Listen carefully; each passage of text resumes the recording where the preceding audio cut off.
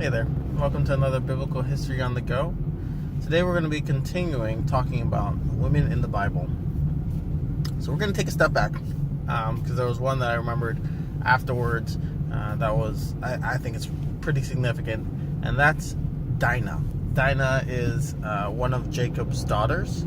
To our knowledge, she is the only daughter, but then again, biblically, women typically aren't talked about unless they have a significant part to play in the history of the Israelite people.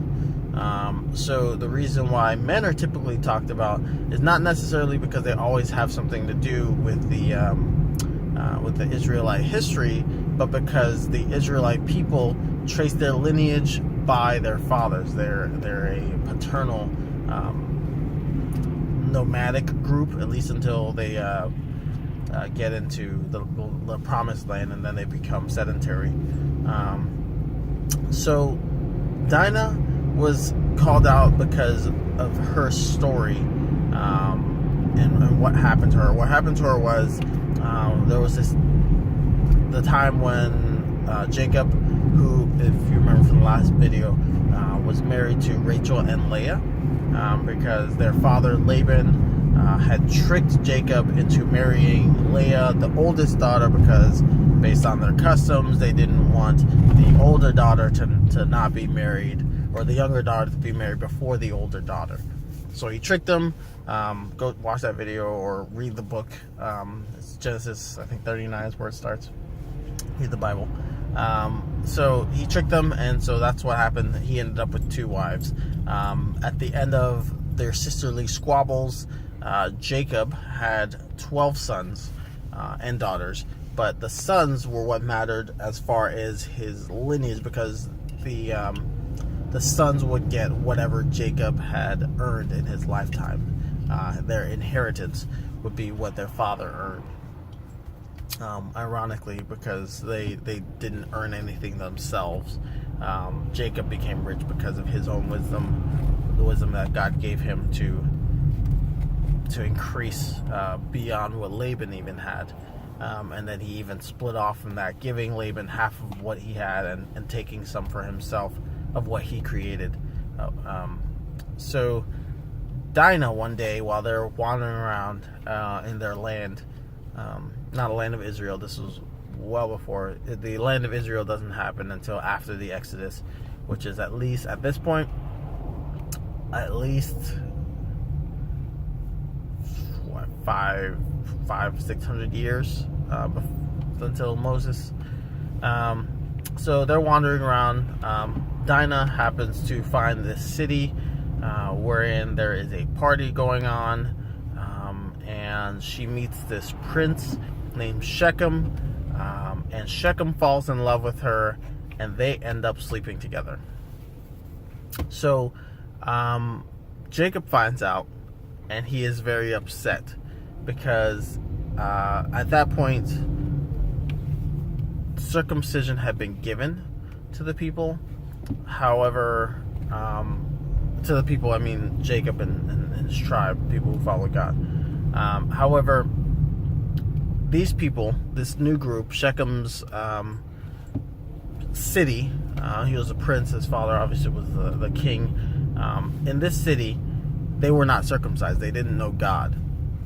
So the fact that this non-believer took one of Jacob's daughters, Jacob, who does follow God, who does believe in God, to be his wife, essentially, they consummated a marriage prematurely, I guess, because there was no business essentially conducted, which was part of it.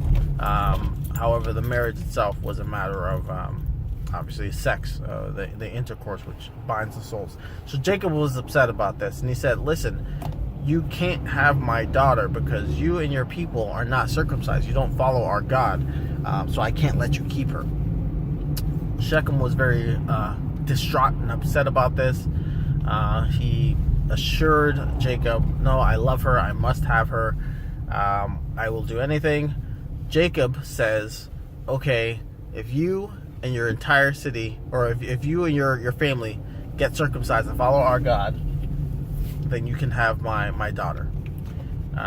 And Shechem was happy, very happy about this. In fact, he went back to his city. He and his family and the entire city, all the men in the city, were circumcised, and their ideology, whatever it was, it doesn't say in the Bible, but whatever it wasn't, it changed, and they decided to follow God.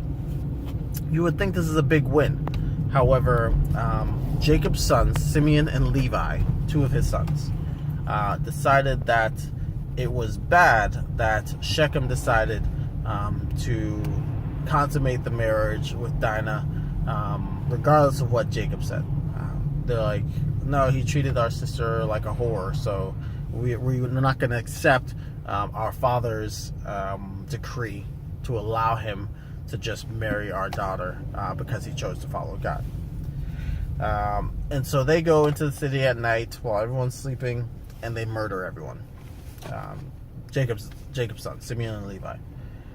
They murdered everyone, and Jacob finds out about it. He reprimands heavily them and tells them, "What have you done? You've brought shame on our name." Obviously, they didn't care about what happened to their sister, because now she is widowed and has nothing to her name and can't be married again. And on his deathbed, he even cursed Simeon and Levi. Jacob did, and that's also why the half tribes come in. Partially why the half tribes come in. There's also the matter of the situation with the people of Benjamin, and then the tribe of Dan. It's rough with the Israelite tribes, because the sons were quite rebellious. But the point of this story is that Dinah was a result of love, right? And because of her desire, her burning passion, and Shechem's burning passion, they consummated the marriage without a ceremony. And that doesn't mean anything. The ceremony was just a celebration for the two families to come together, celebrate the decision to consummate a marriage, and then they would consummate the marriage. So the ceremony really didn't mean anything other than tradition. Jacob understood that, and he allowed them to marry, to be married, to be together, and as long as they both followed God. People typically will take this story, however, and say, look, the story of Shechem and Dinah, they went and they got married, or they had sex before the marriage, and so they were punished because Jacob said no, they can't get married, and then they'll stop it there. Churches, I mean, typically people who if you go into the church, ask somebody, actually ask a pastor or anything about this story, and typically they will tell you that this is a story about premarital sex and about how it's bad. But if you read the full story, which isn't very long, it is not, because the result is, from what the pastors typically are saying, if you have premarital sex, then people are justified in killing you, in murdering you, and God will allow it. But this is the exact opposite of God's demeanor. God allowed it, and Jacob allowed it, because it wasn't a matter of a ceremony. It was a matter of whether or not people were choosing to follow God, and it was a matter of being unequally yoked, if you've ever heard the term. It's this idea that if you marry someone with conflicting ideological or moral or ethical views, there's going to be tension there, and so much tension that it will cause strife in your relationship. So it's no different than like an atheist marrying a Christian, right? Sure, you might fall in love with someone, but when it comes to the things that really matter most to you, like your faith, whether your faith is atheism or whether your faith is Christianity, and yes, it takes faith to be an atheist, then when it comes to the matters of abortion or the creation of the universe, the age of the universe, anything that contradicts in your belief toward another person's belief, these things are going to cause strife, because the natural tendency will be to call the other person stupid, or say you're closed-minded because you don't believe what I believe, and this is how people act. It's not the way people should act, but it's how people act. And that was the problem with Dinah and Shechem in the beginning, is that which Jacob realized was you two have two different ideologies.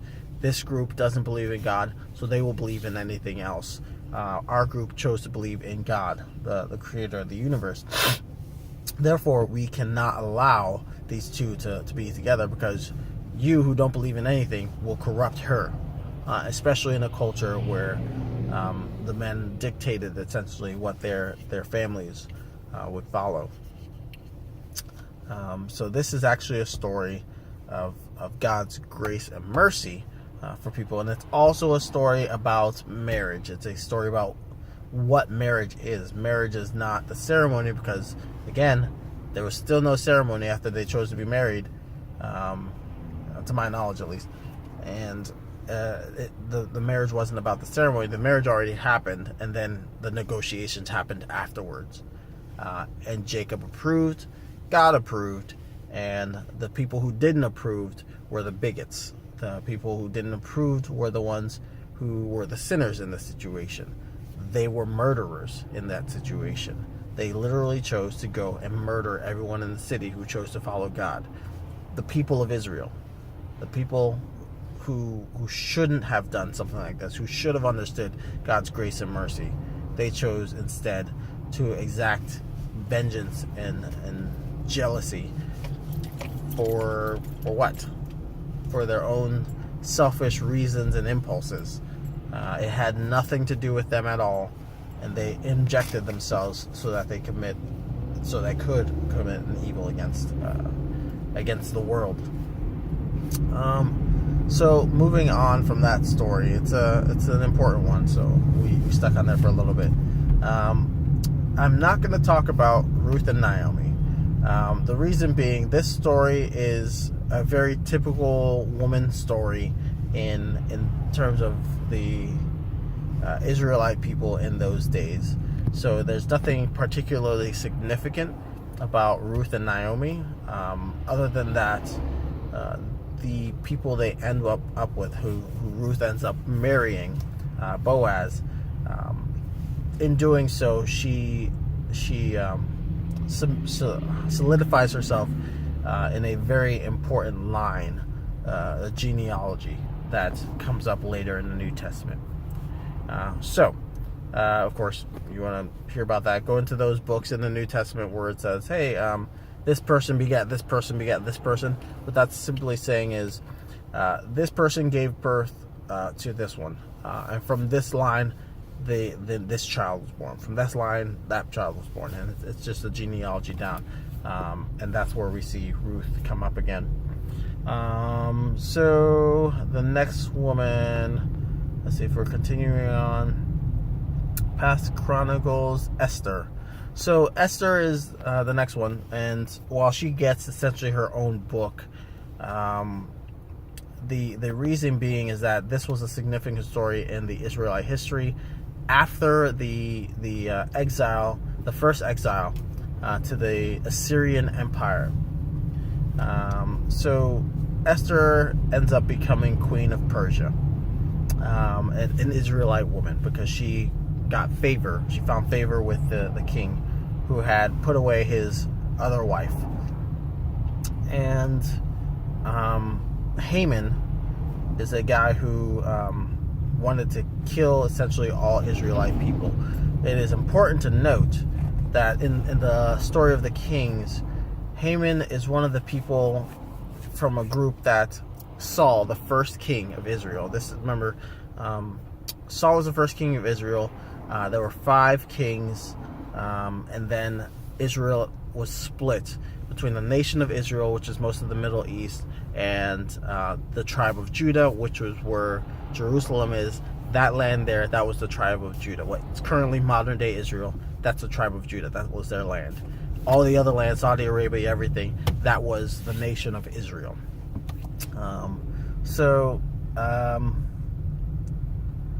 Saul was supposed to eliminate all of his enemies wherever he went. God told him to do this. Genocide, essentially. But that's how things worked back then in a warring world. And nobody is surprised by this in the scientific community, because that's just how life was.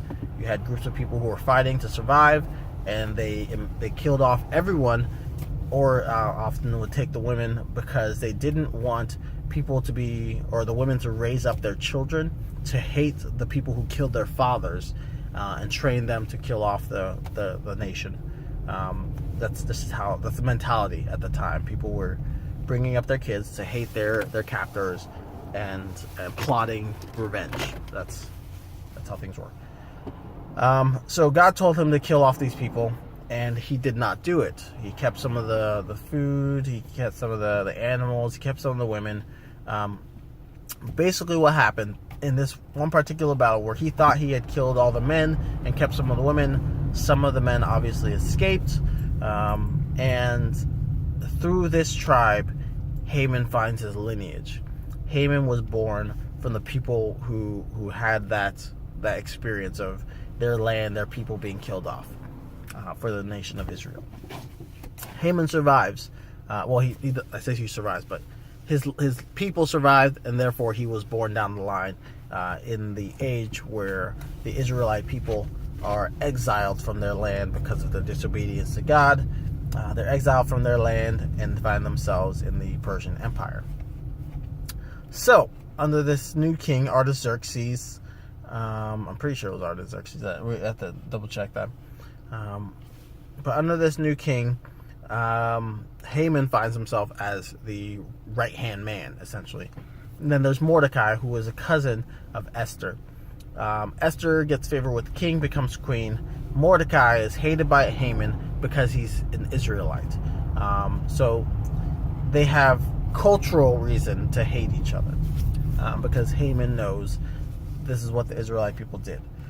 Whether or not Mordecai knows doesn't matter. And Mordecai treats him as much as he can, with respect in regards to his position. But Haman has a hate for the people. So he's got it's not about who Mordecai is as a person, it's about his people. So Haman makes this plot to kill all of the Jews. And he doesn't know that Esther is also a Jew. So long story short, Haman's plot gets found out by Mordecai. Mordecai tells Esther.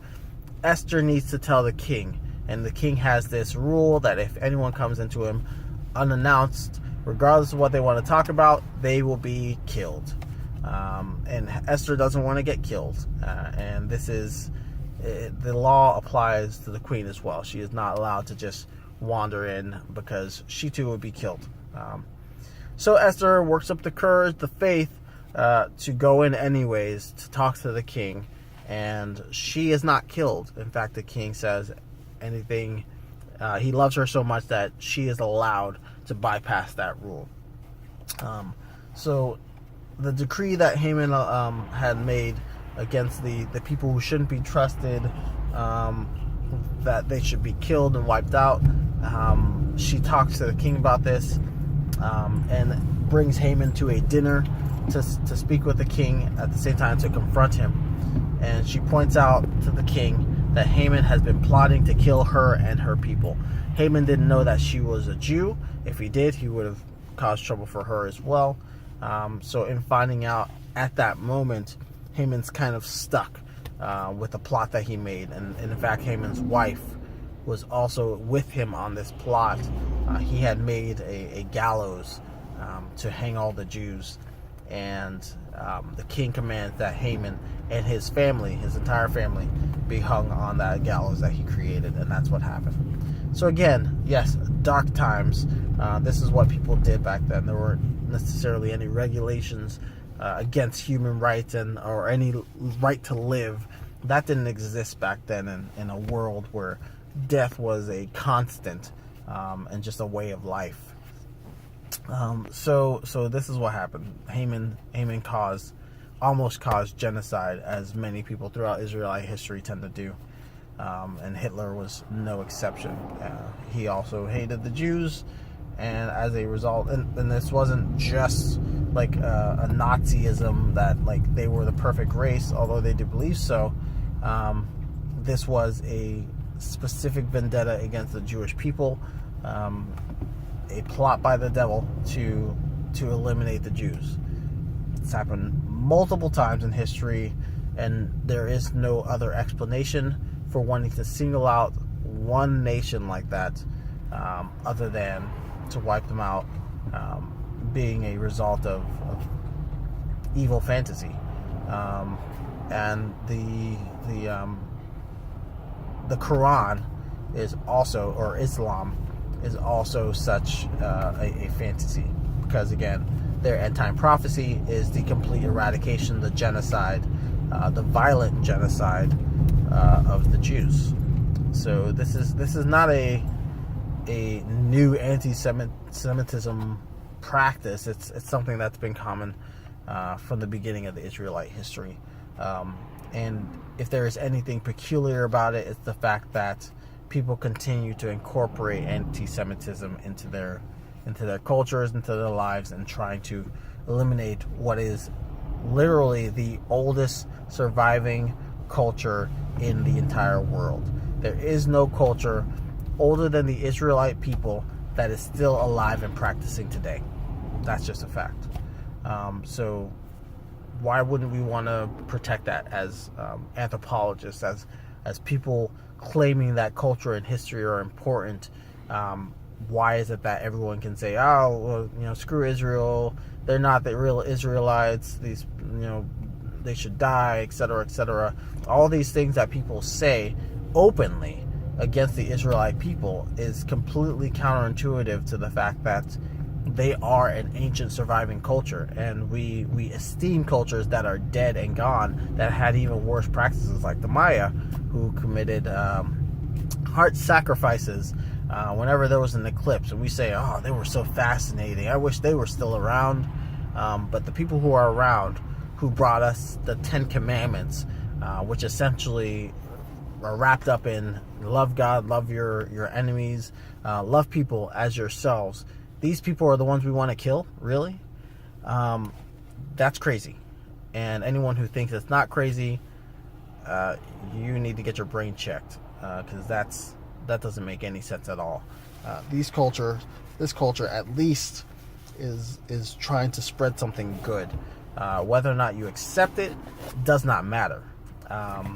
It's who they are as a culture. So that shouldn't spark any amount of hatred because someone's of a different culture. And just because they believe in a God that is very popular in this world, just because they believe that their stories are true, doesn't mean that they are any less valid than anything that we could concoct today. It is stupid to think that they don't get a say, they don't get a perspective. So I think that's all we can talk about for now. We'll stop at Esther. We'll pull up some more women in the Bible in the next installment. I'm going to keep going through as many women as I can think of that have a significant impact and why. If you like this information, like, share, subscribe. More than anything, talk to people about it. Talk about the women in the Bible. Because, again, like I said in the last video, the Bible doesn't suppress women. God never suppressed women. He created man and women together to have co-dominion. That means they both had dominion over the world. It wasn't just Adam. It was Adam and Eve. He created them equally. So, if anything, it's not the Bible or God that's suppressing women. It's the churches who refuse to talk about the stories wherein women are depicted. They talk more about the men. They talk specifically more about the Gospels and the things that they think are important, and they ignore much of the rest of the Bible. And that is the problem. But then it's not only their problem, it's the problem of everyone who claims that God is somehow suppressing women, when the reality is you don't read the Bible. If you did, you would know about these women like I do. It's not hidden. Everyone's got access to it. You can go on your phone, find a Bible app, set it to auto read to you, and you'll hear the stories of these women. And all it takes is to hear and commit it to memory. That's all it is. So the women exist in the Bible, and we're going to keep talking about them. That's all. Until next time. Have a good one.